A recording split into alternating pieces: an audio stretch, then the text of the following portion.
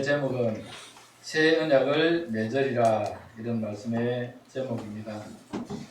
성경은 언약의 책이라 그렇게 말해도 과언이 아닐 정도로 언약으로 가득 찬 책입니다.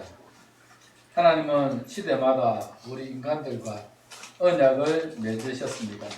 하나님은 언약을 통하여 인간들과 관계를 맺으시고 또 질서를 유지해 가셨습니다. 피조물인 인간들은 창조주 하나님을 항상 기억하고 그분의 뜻에 따라 순종하며 살아야 합니다. 하나님께서 우리와 언약을 맺으실 때는 항상 일방적이었습니다. 하나님께서 우리 인간과 상의를 하시고 내가 이렇게 하면 좋겠나 저렇게 하면 좋겠나 물어보시고 그렇게 언약을 맺으신 적이 한 번도 없습니다. 항상 하나님 편에서 우리와 언약을 맺었습니다. 왜냐하면 창조주 하나님만이 인간과 자연과 우주 안의 질서를 유지할 수 있는 유일한 답을 가지고 계신 분이시기 때문에 그렇습니다. 인간은 그 답이 없습니다. 왜냐하면 인간은 유한합니다. 무한하신 하나님의 지혜에 따라갈 수가 없습니다. 인간은 능력의 한계가 있습니다. 그렇기 때문에 아무리 힘쓰고 애써도 그 일들을 이루어낼 수 있는 능력이 없습니다. 인간들은 대부분 자기 중심적입니다. 나 외에 누군가 다른 어떤 것을 이해할 수 있는 능력이 현저히 떨어집니다.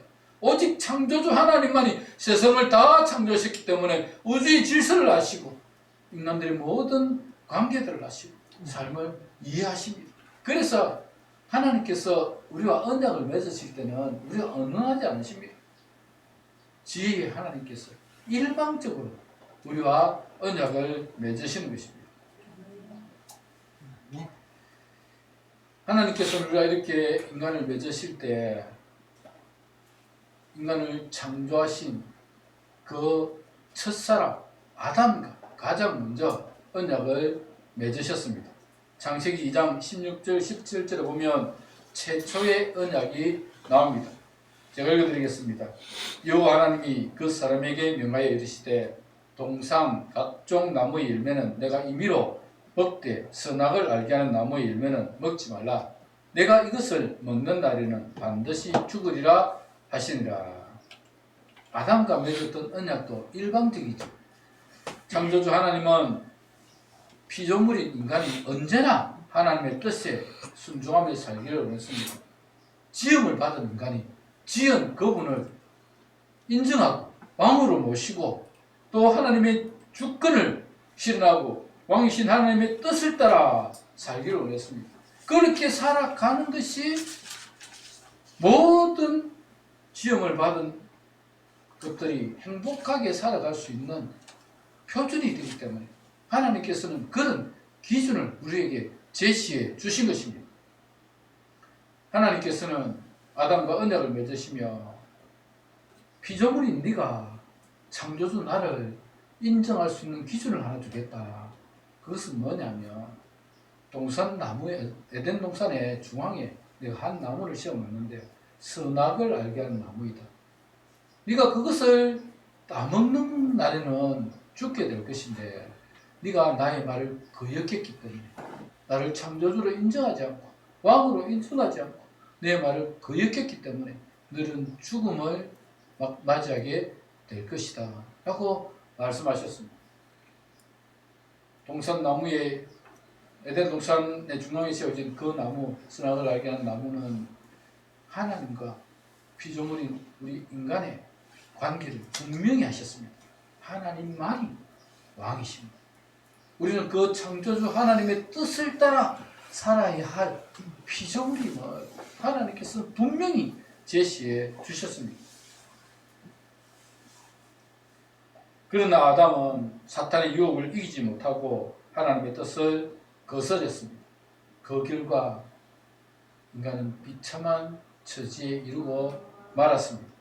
하나님께서 경고하신 대로 죽음이 인간에게 찾아왔고 아담과 하와는 하나님의 동산 에덴에서 쫓겨나고 말았습니다.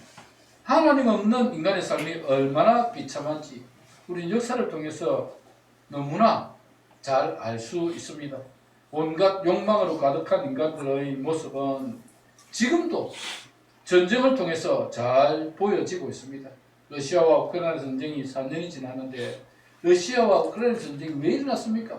결국은 더 좋은 영토, 더 많은 영토를 뺏겠다는 것입니다. 우크라이나에 있는 그 곡창지대, 그거 내놓으라는 겁니다, 러시아. 그래서 전쟁을 일으켰습니다. 잘 살고 있는 나라에 내 나라 윽박지르고 깡패도 아닌 그런 나라가 그렇게 하고 있습니다. 지금은 미국과 이스라엘 연합군과 이란과의 전쟁을 하고 있죠. 이것도 사실 인간의 욕심 때문에 생기는 전쟁입니다. 그 인간의 욕심, 자기 나라의 이익, 그것 때문에 무고한 시민들이 얼마나 많이 죽어나가는지 모릅니다. 하나님은 모든 인간들이 하나님의 뜻을 따라 서로 사랑하며 행복하게 살아가기를 원하시는데 인간은 하나님의 뜻이 중요한 것이 아닙니다. 자신의 욕망과 평안과 안위가 더 중요합니다. 다른 사람을 살필 여유가 없는 것입니다. 이것이 피조물이 창조주 하나님을 거역할 때 주어지는 비참한 삶입니다. 하나님의 뜻에만 순종하면 피조물은 우리가 하나님께서 제시해준 그 기준대로만 산다면 우리는 불행하지 않게 살 수 있는데 그 하나님의 뜻을 계속 거스르니까 문제가 계속 발생을 하는 것입니다. 아담과 맺은 이 언약뿐만 아니라 구약 성경에는 크게 세 가지 언약이 기록이 되어 있습니다. 그 첫 번째는 아브라함과 맺은 언약입니다. 그래서 아브라함 언약이라 그렇게 부릅니다. 두 번째는 모세를 통해서 주신 언약인데 시내산 언약이라 부릅니다. 왜냐하면 모세가 시내산에서 하나님의 율법의 말씀을, 언약의 말씀을 받았기 때문에. 그래서 시내산 언약이다 그렇게 부르고, 마지막 세 번째는 다윗에게 주신 언약입니다. 그래서 다윗 언약이다 그렇게 부릅니다.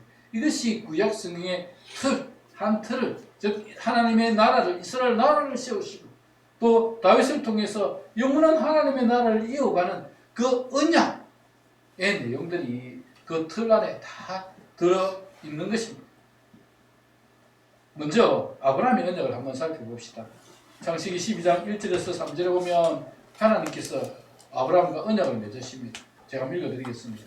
여호와께서 아브라함에게 이르시되 너는 너의 고향과 친척과 아버지의 집을 떠나 내가 내게 보여줄 땅으로 가라. 내가 너로 큰 민족을 이루고 내게 복을 주어 내 이름을 창대하게 하리니 너는 복이 될지라. 너를 축복하는 자에게는 내가 복을 드리고 너를 저주하는 자에게는 내가 저주하리니 땅의 모든 족속이 너로 말미암아 복을 얻을 것이라 하신지라. 이 하나님께서 아브라함과 언약을 맺으시면서 세 가지 복을 약속하셨습니다. 첫째 복이 뭡니까? 너는 복의 근원이 될 것이다. 복의 근원이 될 것이다. 두 번째는 너를 통해서 내가 큰 민족을 이루게 해 주겠다. 세 번째는 너에게, 너의 후손들에게 내가 땅을 주겠다. 하나님께서 지시하신 그 가나안 땅, 예비해 놓으신 가나안 땅, 그 땅을 주겠다. 이 세 가지 약속을 아브라함에게 하셨습니다. 일방적인 언약입니다. 하나님과 아브라함이 맺은 일방적인 언약입니다. 아브라함은 하나님의 약속을 믿고 하나님께 순종했습니다. 하나님께서 너의 친척과 아버지 집을 떠나가라. 그리고 내가 너에게 지시할 땅으로 가라. 그렇게 말씀하시니까 아브라함은 갈 바를 알지 못했지만 순종하여, 그 땅이 무슨 땅인지도 몰랐지만 순종하여 떠났습니다. 또 아브라함은 하나님의 약속의 말씀을 믿고 내가 너에게 하늘의 별처럼 바다의 모래처럼 그런 많은 민족을 너에게 주겠다 약속했었기 때문에 아브라함은 그 하나님의 약속의 말씀을 믿고 기다렸습니다. 그 약속의 말씀이 오랫동안 지체되었지만 아브라함은 기다렸습니다. 그 약속의 말씀을 믿지 못하고 먼저 아브라함이 제안한 사람이 사라였습니다. 내가 지금 나이가 많았어. 이제 더 이상 아이를 가질 수 없는 상태가 될 것 같으니까 나는 이제 포기하니까 내 몸쪽 하갈, 그 하갈을 당신에게 당신의 품에 줄 테니까 당신이 그 하갈과 동침하여서 아들 낳아라. 그래서 당신의 후손을 이어가라. 그렇게 말을 했습니다. 고민하니까 아브라함이 고민하니까 사라의 말을 들으라 하나님께서 말씀하셨어요. 그래서 그 몸종 하갈을 통해서 낳은 아들이 누구죠? 이스마엘을 낳습니다.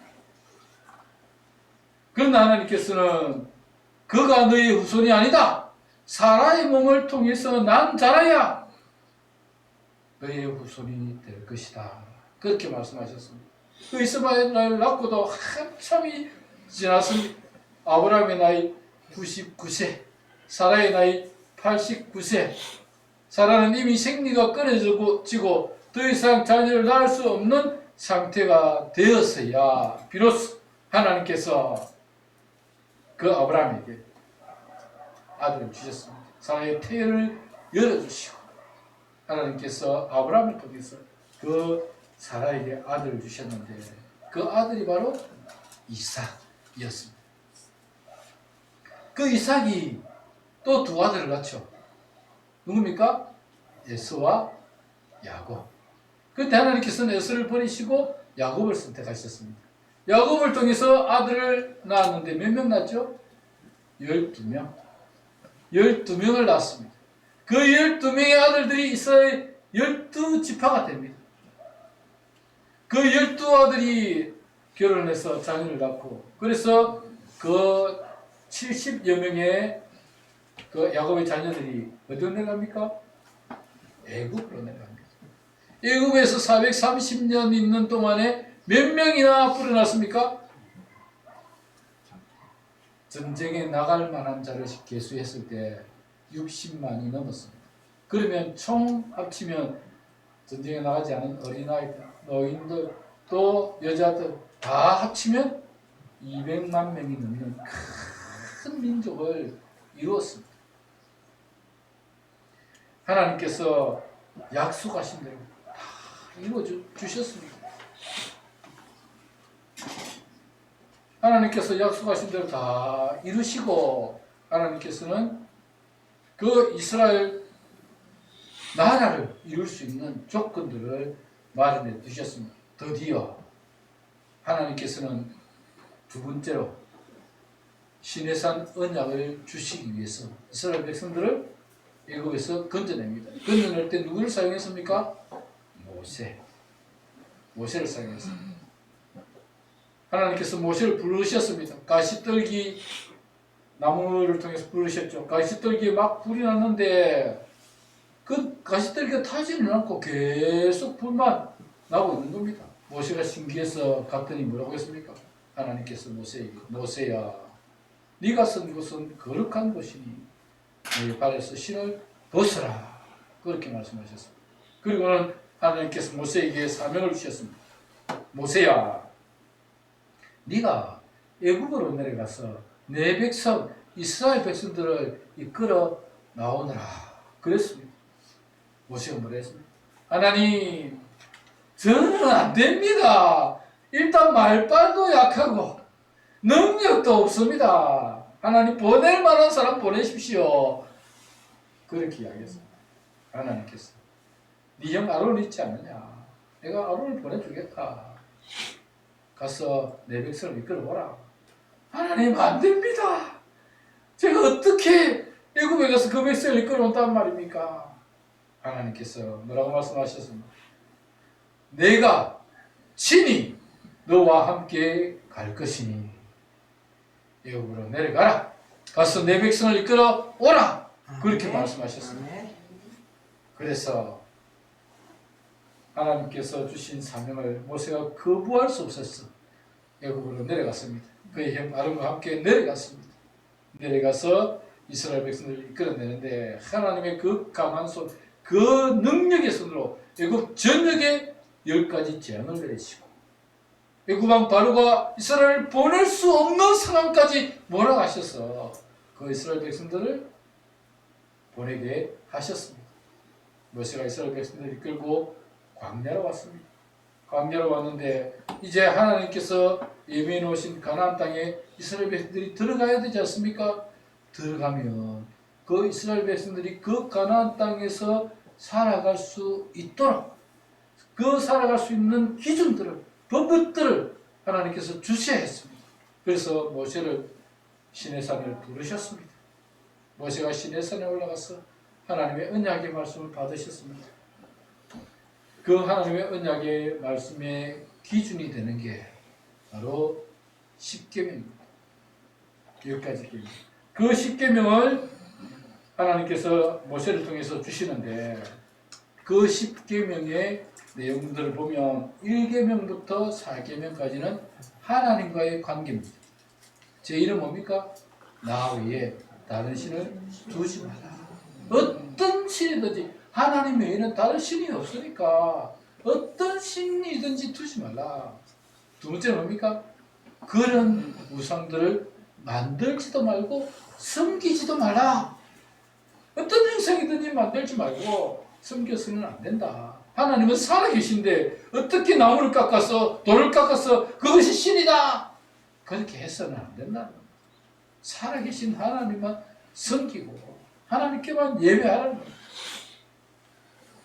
세 번째는 뭡니까? 여호와 이름을 망령되이 일컫지 말라. 하나님의 이름을 함부로 부르거나 또 하나님의 이름을 욕되게 해서는 안 된다는 것입니다. 네 번째는 뭡니까? 안식일을 거룩히 지키라. 여러분, 하나님께서 우리에게 주신 이 안식의 날, 우리가 하나님 앞에 나가 예배하고 그렇게 하나님의 날로 지켜가야 이것이 하나님과 우리와의 관계, 우리가 그렇게 살아갈 때 하나님과 우리와의 관계가 회복되고 하나님께서 우리 가운데 거하시고 하나님께서 우리의 하나님이 되시고 우리를 보호하시고 인도해 주신다는 겁니다. 그 하나님과의 관계가 바로 되게 됩니다. 그리고 10계명 중에서 5계명부터 10계명까지는 사람들과의 관계입니다. 사람들과의 관계. 5계명이 뭡니까? 내 부모를 공경하라. 우리 가장 가까운 이웃 부모님, 그 부모를 공경하라. 우리를 낳아주시고 길러주신 어버이의 은혜를 잊어버리면 안 되는 겁니까? 6계명이 뭡니까? 살인하지 말라. 7계명 간음하지 말라. 8계명 도둑질하지 말라. 9계명 내 이웃에 대하여 거짓 증거하지 말라. 10계명 내 이웃의 집을 탐내지 말라. 이 기본적인 10가지 계명만 잘 지켜도 여러분 우리가 살아가는 삶 가운데 문제가 발생할 확률이 굉장히 떨어집니다. 이 기본적인 계명만 잘 지켜도 살아가는데 별 문제가 없을 것입니다. 그런데 인간들은 그 하나님의 법들을 잘 지키지 못하는 것입니다.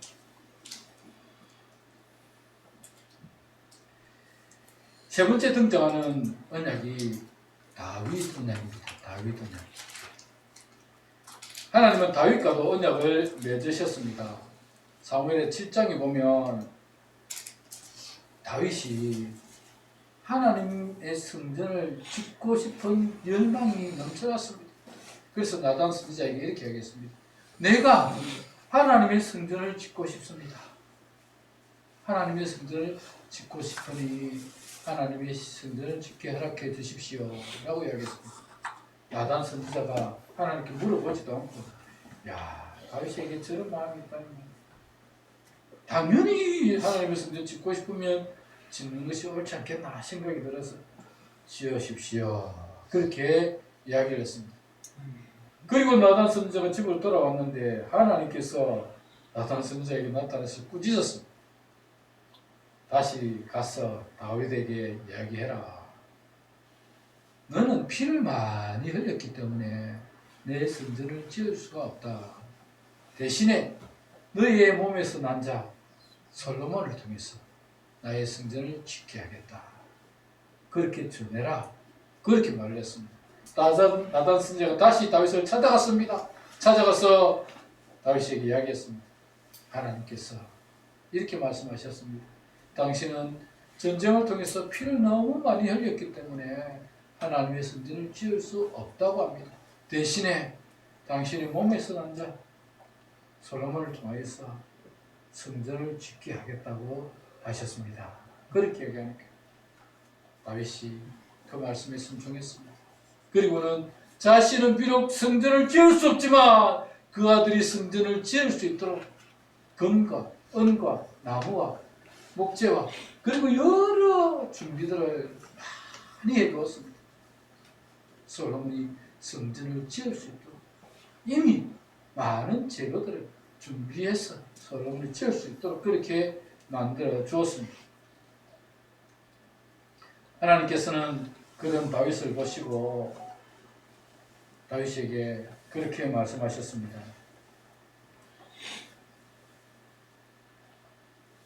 왕위가 너의 후손들에게서 끊이지 않고 일어나게 될 것이다. 너의 후손을 통해서 계속 일어나게 될 것이다 라고 말씀하셨습니다. 그런데 이스라엘 나라는 솔로몬 이후에 북쪽과 남쪽으로 나눠지지 않습니까? 북쪽 이스라엘, 남쪽 유다. 북쪽 이스라엘은 다윗의 혈통이 아닙니다. 그렇기 때문에 계속해서 반역이 일어나고 시족이 멸망을 당하고 또 다른 왕이 세워지고 또 반역이 일어나고 이런 일들이 계속 일어났습니다. 그런데 남쪽 유다는 하나님께서 약속하신 그대로 한 번도 다윗의 혈통에서 벗어나지 않고 그 다윗의 혈통을 계속 이어서 남유다가 멸망할 때까지 다윗의 혈통으로 그 나라가 이어졌습니다. 이것은 여러분 하나님께서 다윗에게 주신 은혜의 언약입니다. 율법과는 달리 율법은 지켜야 사는데 그런데 다윗에게는 내가 너희의 후손들이 끊이지 않고 왕위를 이어가게 하겠다 라고 약속해 주셨습니다. 이것을 은혜의 언약이라고 말하고 있습니다. 다윗에게 은혜를 주셨습니다. 그리고 이 은혜의 언약은 신약을 이어가는 신약에서 주어지는 은혜의 언약의 연결 통로가 되는 것입니다. 그래서 예수님은 다윗의 혈통, 유다의 혈통을 통해서 이 땅에 오셨습니다. 마태복음 1장 1절에 뭐라고 기록되어 있습니까? 아브라함과 다윗의 자손 예수 그리스도의 계보라. 그러고 아브라함의 언약을 통해서 다윗의 언약을 통해서 오신 예수 그리스도 그분을 말씀하고 있는 것입니다. 이렇게 성경에는 구약 성경에는 큰 세 가지 언약이 등장하고 이 언약이 하나님의 나라 이스라엘이라고 하는 나라를 세우고 그리고 그 언약은 결국 예수 그리스도께서 오시고 예수 그리스도를 통해서 새로운 언약을 맺으시는 그 연결 통로까지 이어가는 과정이 그 언약 안에 새 언약 안에 다 들어 있는 것입니다. 오늘 본문에는 첫 언약과 둘째 언약이 나옵니다. 7절 한번 보시기 바랍니다. 이렇게 기록되어 있습니다. 첫 언약이 무엄하였더라면 둘째 것은 요구할 일이 없었으려니와 그렇게 말씀하고 있습니다. 첫 언약은 이스라엘과 공식적으로 맺은 첫 번째 언약입니다. 다시 말씀을 드리면 모세를 통해 이스라엘 백성들에게 주신 율법의 말씀이 첫 번째 언약입니다. 시내산 언약입니다. 이 시내산 언약의 기본은 10계명입니다. 좀 전에도 말씀을 드렸습니다만 1계명부터 5계명까지는 하나님과 인간과의 관계, 4계명까지는 5계명부터 10계명까지는 인간들과의 관계를 세워주는 그 가장 기본이 되는 계명입니다. 그 10계명 위에 모세가 시내산에서 하나님으로부터 가나안 땅에 들어가서 이스라엘 백성들이 살아야 될 세세한 기록들이 다 세세한 말씀들을 다 해주셔서 그 모세가 그것들을 기록으로 남겨주시고 그 율법의 말씀들을 기록해 놓으셨습니다. 그리고 그것을 이스라엘 백성들에게 가르치고 이스라엘 백성들이 가나안 땅에 들어가면 너희가 하나님께서 제시해준 이 언약의 말씀을 따라 살아가야 한다 라고 그렇게 기준을 제시해 주신 것입니다. 그러나 인간은 이 율법들을 다 지켜 행하지 못했습니다. 도리어 하나님을 거부하고 우상을 만들어 그것이 자기를 애굽에서 인도해낸 신이라고 하면서 그 하나님을 섬겼습니다. 하나님을 거부하고 하나님의 율법을 거부한 인간들은 결국 멸망하고 말았습니다. 아브라함의 후손들을 통해 세운 하나님의 나라는 북이스라엘부터 아수르에 의해서 멸망당합니다. 얼마 지나지 않자 남유다마저도 바벨론에 의해서 멸망을 당하고 맙니다. 그렇게 하나님을 인정하지 않고 하나님의 언약의 법을 거역하며 불순종했던 이스라엘 나라가 완전히 사라집니다. 이스라엘 나라가 완전히 사라집니다. 약 1600년 동안 이스라엘이라는 나라는 없었습니다. 다 뿔뿔이 흩어져서 살았습니다. 그러다 19세기 말 20세기 초에 시오니즘을 외치기 시작했습니다. 시오니즘, 다시 말씀드리면 예루살렘으로 돌아가자, 그 땅을 회복하자는 운동이었습니다. 이 시오니즘의 운동이 일어나게 된 이유가 뭐냐면 반유대주의 운동이 일어났기 때문에 그렇습니다. 유대인들을 몰살시키자. 그 가장 최절정에 이른 게 뭡니까? 2차 세계대전에 나치들이 유대인을 학살하는데 그것을 홀로코스트라 그렇게 부릅니다. 유대인들을 학살하는데 얼마나 많이 학살을 했는지 몇 명 죽었다고요? 600만 명. 유럽 전역에 유대인들이 한 900만 명 살고 있었다고 합니다. 그런데 3분의 2가 홀로코스트 나치들에 의해서 죽임을 당했습니다. 한 300만 명 정도 겨우 피신하고 숨어서 살아남았습니다. 그들이 나라가 없으니까 우리가 이런 서름을 당한다. 나라가 없으니까, 땅이 없으니까 우리가 이렇게 지역적인 죽임을 당해도 누구 하나 우리를 건져줄 사람이 없다. 땅을 회복하자. 그래서 그들이 돈만 있으면 예루살렘 주변부터 땅을 사기 시작했습니다. 그 당시에 나라가 없으니까 그 땅에 이스라엘 사람들이 다 살고 있었습니다. 그 사람들에게 집을 하나씩 사기 시작했습니다. 하나씩 사기 시작해서 제법 많은 이제 땅을 구입을 했지. 유대인들이 밀집해서 살기 시작했습니다. 그렇게 조금씩 땅을 넓혀가더니 1948년에 드디어 이스라엘 나라를 건국했습니다. 처음에는 땅이 그리 크지 않았습니다. 그러나 점점 더 확장해갖고 이스라엘 대부분의 땅들을 차지했습니다. 그러나 남은 세력들, 쫓겨난 사람들을 중심으로 남은 세력들이 가자 지구에 그들이 집결해 있었습니다. 그들이 바로 하마스라고 부릅니다. 그 하마스 세력들이 계속 이스라엘을 괴롭혔습니다. 테러를 일삼고 계속 괴롭혔습니다. 그래서 4년 전에 이스라엘이 가자 지구를 완전히 폭파시키지 않았습니다. 미사일 퍼부었고 지상전을 통해서 그 가자 지구에 있는 사람들 다 몰아내었습니다.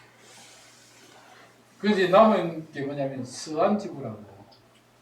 이스라엘 땅을 보시면 가자 지구가 요 밑에 있고 애국과 가까이 있고 서안 지구는 이란과 이렇게 가까이 있는 쪽입니다.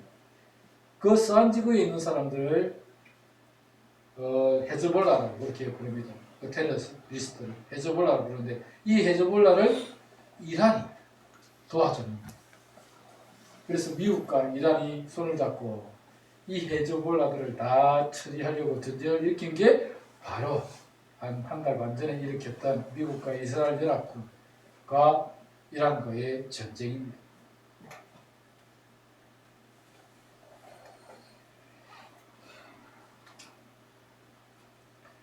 이스라엘 대통령은 이 전쟁을 끝낼 생각이 전혀 없습니다. 네타냐후 대통령은 이 전쟁을 전혀 끝낼 생각이 없습니다. 이 서한 지구에 있는 헤즈볼라들을 다 몰아내서 이스라엘 땅 전체를 다 차지할 때까지는 아마 전쟁 안 끝낼 겁니다. 미국은 막 빨리 끝내고 싶죠. 미국은 빨리 끝내야 트럼프가 지지도가 안 떨어지니까 빨리 끝내고 싶습니다. 그런데 이스라엘은 끝내지 않습니다. 창조주 하나님을 거부하고 그 언약의 말씀에 불순종함으로 약 1600년 동안 나라가 사라지는 아픔을 겪었고 나라 없는 삶을 당하였습니다. 하나님이 모세를 통해 주신 첫 번째 언약이 이루어졌다면 둘째 언약은 필요 없을 것입니다. 7절에 말씀하고 있는 그대로 첫 언약이 무엄하였더라면 둘째 것을 요구할 일이 없었을 것이다 하는 것입니다. 그러면 하나님이 주신 첫 번째 언약이 흠이 있었다는 말입니까? 그 율법의 말씀에 흠이 있었다는 말입니까? 아닙니다. 하나님의 율법은 흠이 없습니다. 하나님은 흠 없는 언약을 우리에게 주신 것입니다. 여기서 이 본문에서 말씀하고 싶은 것이 뭐냐면 하나님의 언약이 흠이 있는 것이 아니라 그 언약을 이행하는 인간들이 흠이 있었다라는 것을 강조하고 있는 것입니다. 하나님의 언약은 완벽했지만 그 언약을 받아든 인간이 문제입니다. 오늘 보면 8절을 한번 보십시오. 그들의 잘못을 지적하여 말씀하시되 주께서 이르시되 볼지어다 날이 이르리니 내가 이스라엘 집과 유다 집과 더불어 새 언약을 맺으리라. 그들의 잘못을 지적하여 말씀하시되 그렇게 말씀하고 있습니다. 모세를 통해 주신 율법의 말씀을 이행하던 그들이 그 율법을 준행하지 못했습니다. 순종하지 못했습니다. 그래서 하나님은 새로운 언약을 맺으시겠다 그렇게 말씀하고 있는 것입니다. 언약 자체가 문제가 있는 것이 아니라 그 언약을 순종하며 살아야 할 인간이 문제였던 것입니다. 우리가 하나님 말씀대로 순종하며 살아간다면 왜 전쟁이 일어나며 이웃과의 갈등이 왜 일어나겠습니까? 율법의 기본 정신이 무엇입니까? 사랑이지 않습니까? 예수님께서 하신 말씀이 율법의 대강령이 무엇이었습니까? 율법의 대강령은 마음을 다하고 목숨을 다하고 뜻을 다하고 힘을 다하여 주 너희 하나님을 사랑하는 것이고 둘째는 그와 같으니 너의 이웃을 내 몸처럼 사랑하라 하신 이것이니라. 이것이 온 율법과 선지자의 강령이니라. 그렇게 말씀하셨습니다. 이 율법 전체를 요약하면 두 가지라는 겁니다. 하나는 하나님 사랑, 두 번째는 이웃 사랑. 정말 하나님을 사랑하고 이웃을 내 몸처럼 사랑한다면 갈등이 일어나겠습니까? 전쟁이 일어나겠습니까?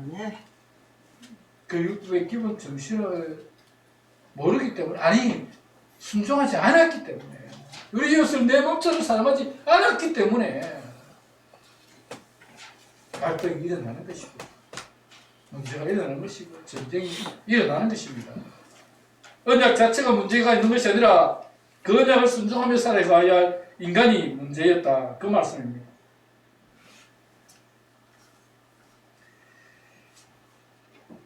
우리가 하나님, 창조주 하나님의 말씀대로 순종하지 않으니까 얼마나 비참한 처지에 이릅니까? 전쟁이 일어나면 정말 많은 사람이 고통을 당합니다. 우리나라는 70년 넘게 거의 75년 동안 전쟁이 일어나지 않는 것에 대해서 감사해야 됩니다. 지금도 여러분 북한과 우리 전쟁하면 북한 잽이 안 됩니다. 비행기 옛날 1900년대 사용하던 그 비행기 북한 사용하고 있는데 우리 최신식 비행기 날아가면 그들은 우리 비행기 못 맞춥니다. 얘들이 다 피해서 우리는 날아다니는데 비행기가 우리는 미사일 쏘면 끝까지 추적해서 그 비행기 다 격추시킵니다. 그만큼 우리는 발달되어 있습니다. 무기도, 탱크도, 여러분 옛날에 사용하던 그 탱크, 북한군, 우리는 최신식, 흑표, K2 전차, K9 자주포, 뻥뻥 쏘면 게임이 안 됩니다. 전쟁을 하면 다 이길 수 있습니다. 그런데 왜 전쟁을 합니까? 전쟁하면 남쪽도 큰 피해를 입게 되어 있습니다. 아무리 우리가 이기지만 그동안 쌓아놓았던 70년 동안 쌓아놓았던 이 인프라들이 박살이 나고 많은 사람들이 고통 가운데 처하기 때문에 전쟁은 안 일어나는 것이 가장 좋습니다. 평화통일 이러면 제일 좋고요. 평화통일이 안 일어나도 그냥 이대로라도 살아가면 그게 정도입니다. 그게 은혜입니다. 전쟁 없이 사는 게 축복입니다.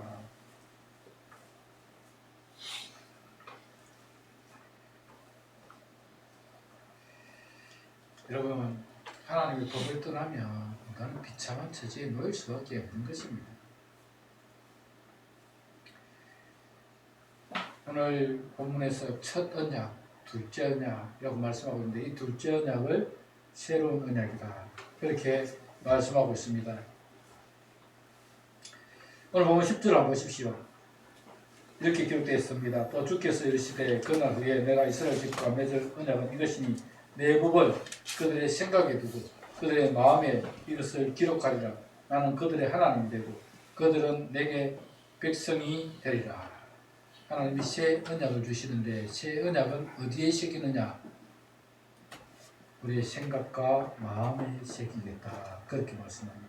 첫 번째 언약은 어디에 새겼습니까? 돌판에 새겼습니다. 하나님께서 모세를 시내산에서 부르시고 하나님께서 친히 돌판을 깎아서 거기에 10가지 계명을 다 새겨주셨습니다. 인간이 적은 게 아닙니다. 하나님이 친히 적어주셨습니다. 그런데 첫 번째 언약의 돌판은 깨뜨려버렸습니다. 왜 깨뜨렸습니까? 그 시내산 밑에서 이스라엘 백성들이 모세가 안 내려오니까 한 달이 넘도록 안 내려오니까 40일 동안 안 내려오니까 우리가 우리를 인도해낸 신들을 만들자. 그래서 금으로 금송아지를 만들고 축제를 벌이고 막 그 금송아지가 우리를 애굽에서 인도해낸 신이다라고 하며 그 금송아지를 숭배했습니다. 모세가 보니까 이 백성이 너무나 관대한 겁니다. 얼마나 화가 났든지 하나님이 그 돌판을 산하에 던져버렸어요. 깨뜨려버렸어요. 모세도 그러면 안 되십니다. 하나님 만들어 오신 그 돌판을 깨뜨리면 안 되는데 그래서 결국 모세도 가나안 땅에 못 들어갔습니다. 어쨌거나 첫 번째 돌판은 깨어졌습니다. 두 번째 하나님께서 모세를 시내산에 다시 부르셨습니다. 두 번째는 너희가 내가 만들었던 것 같은 그런 돌판을 만들어 본나. 모세가 만들어 갔습니다. 그런 하나님이 친히 써주셨습니다. 십계명을 친히 써주셨어요. 그 십계명의 두 돌판을 가지고 내려와서 거기를 어디 보관했습니까?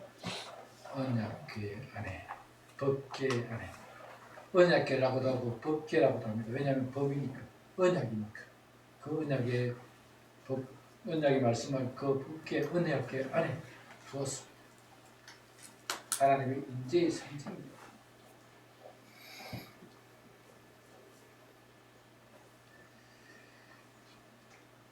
모세는 하나님으로부터 두 돌판에 새겨서 가지고 왔습니다. 그 언약을 가지고 왔습니다. 그런데 이스라엘 백성들은 그 언약의 말씀들을 순종하지 않았습니다. 불순종했습니다. 그 결과 인간이 얼마나 비참한 처지에 놓이게 되었습니까? 나라가 망하고 결국은 나라를 잃어버리는 그런 비참한 처지에 놓이게 되었습니다. 그래서 하나님께서는 내가 너희와 새로운 언약을 맺겠다. 이 새로운 언약은 돌판에 새기지 않겠다. 무엇이 새긴다고요? 너희 생각과 너희 마음에 새기겠다. 그렇게 말씀하셨습니다.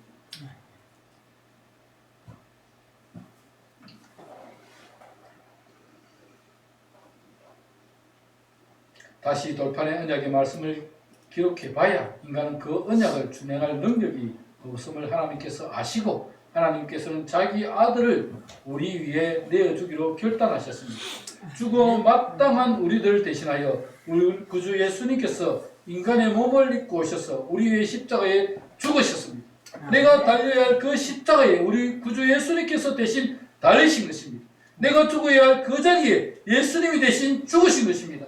그 예수님의 은혜를 생각할 때마다 우리는 하나님의 언약의 말씀을 우리의 생각과 마음에 새기게 됩니다. 나 대신에 예수님이 죽으셨다니, 우리 구주 예수님의 은혜가 아니었다면 우리는 여전히 죄 가운데 살아가다가 멸망당할 것이 분명한데, 그분이 나 대신 죽으심으로 우리를 죄에서 해방하여 하나님의 자녀로 다시 태어나게 해주셨다. 이 하나님의 은혜를 생각할 때마다 그 은혜의 언약이 우리의 생각과 우리의 마음에 새겨지는 것입니다. 아멘. 이 십자가의 은혜, 이 은혜가 있기 때문에 우리는 그 하나님의 법을 어길 수가 없습니다. 나 같은 죄인을 위해서 예수님께서 십자가에 달려 돌아가셨는데 내가 다시 죄를 짓는다면 다시 예수님을 십자가에 못 박는 그것 같은 그런 어리석은 삶을 사는 것이다. 새로운 언약은 돌판에 새기지 않습니다. 우리 생각과 우리 마음에 새깁니다. 나 위해서 죽으신 예수 그리스도, 그 주님의 은혜를 생각할 때마다 우리는 우리가 죄인임을 깨닫게 됩니다. 이 죄인 우리를 구원하여 하나님 자녀 삼아 주시고 하나님 자녀로 이 땅을 살아가게 해주신 그 은혜, 그 사랑, 감사하며 찬양할 수밖에 없는 것입니다.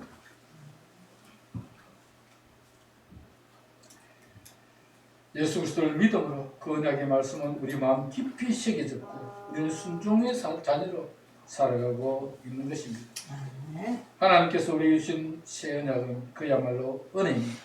그래서 우리는 이 언약을, 새로운 언약을 은혜의 언약이다, 그렇게 부릅니다. 하나님의 은혜가 아니었다면 우리는 여전히 죄 가운데 살다가 멸망당했을 것입니다. 그러나 이제 우리는 하나님의 은혜로 죄 사함받아 구원받은 하나님의 자녀로 살아가고 있습니다. 아멘. 불순종의 종로로 타는 데서 구원하여 순종의 자녀로 살아가고 있다는 것에 감사해야 합니다. 아멘. 우리에게 새로운 은혜를 주신 하나님께 감사하며 살아갑시다. 얼마나 감사한 일입니까? 우리는 늘 감사하며 살아가야 하는 것입니다. 그리고 항상 그 은혜를 기억하며 우리의 마음과 생각에 새겨진 그 언약의 말씀을 따라 순종하며 살아가는 저와 여러분이 되기를 주님의 이름으로 축복합니다. 말씀을 기억하면서 함께